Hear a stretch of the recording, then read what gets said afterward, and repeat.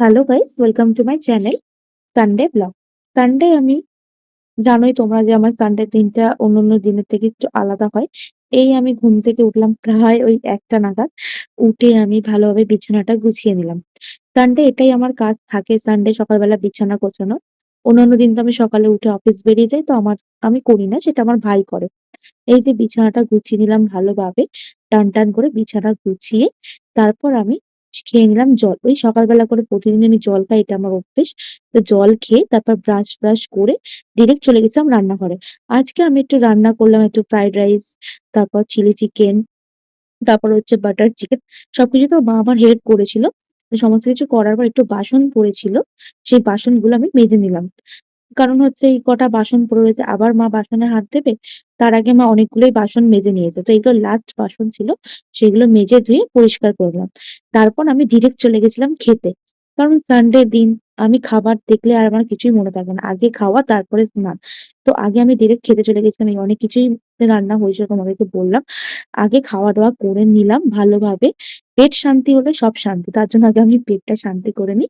করে তারপর আমি একটু ফেস প্যাক মেখে নিলাম। ফেস প্যাক ইউজ করে স্নান-টান করে তারপরে বেরালাম।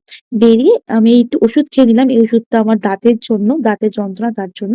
ওষুধ-টষুধ খেয়ে একেবারে ফ্রেশ হয়ে রেডি হয়ে সন্ধ্যাবেলার দিকে বেরিয়ে গেলাম। এই যে একটু তনুদের বাড়ি যাচ্ছি, ওদের জন্য একটুখানি ফ্রাইড রাইস, চিলি চিকেন নিয়ে গেছিলাম। এই যে চা-টা খেলাম। ও চা বানিয়েছিল। আর এই যে দেখো, এই দুজনের মারপিট আর শেষ হয় না। দিনরাত শুধু দুজনকে মারতে থাকে। আর কোনো কাজ নেই এদের। এই যে এরপর হচ্ছে আমি যে ফ্রাইড রাইস, চিলি চিকেনটা নিয়ে গেছিলাম সেটা ওদেরকে খেতে বললাম। খেয়ে রিভিউ দিতে বললাম। ওরা খেয়ে বলল খুব ভালো হয়েছে। আর ইনি খেয়ে দিয়ে বলছে আমার অনেকক্ষণ আগে খাওয়া হয়ে গেছে। আর এটা হচ্ছে ঝাল সুজি, যেটা তনু করেছিল। খেতে কিন্তু দারুণ অসাধারণ হয়েছিল। তারপর বেরিয়ে পড়লাম। তনুকে বললাম তুই আমার বাড়িতে চ, কারণ কালকে হচ্ছে আমরা যাবো বড় কাছে। তো ও তো ঘুম থেকে একটু উঠতে পারে না। সকালবেলা ফোন করলে ঘুমাতেই থাকে, ঘুমাতে গেলাম, তুই আমার সাথে চ, আমার সাথে থাকবি, না উঠলে চড় মেরে মেরে ওকে আমি তুলবো। তো এই যে ও আমার বিক্রম আমাদের বাড়িতে ওকে ছাড়তে যাচ্ছিল, আমাকে আর ওকে। এই যে রাস্তা দিয়ে আমরা কথা বলতে বলতে মজা করতে করতে গেলাম। ও তো খুবই খুশি যে আমাদের বাড়ি থেকে থাকবে। আর আমিও খুব খুশি যে আমার বাড়িতে আমরা দুজন অনেকদিন পর একসাথে থাকবো। এই যে এসে আমরা একটু খাওয়া দাওয়া করে নিলাম। দেন আমরা ফ্রেশ হয়ে শুয়ে পড়লাম। চলো টাটা, আজকে এই পর্যন্ত।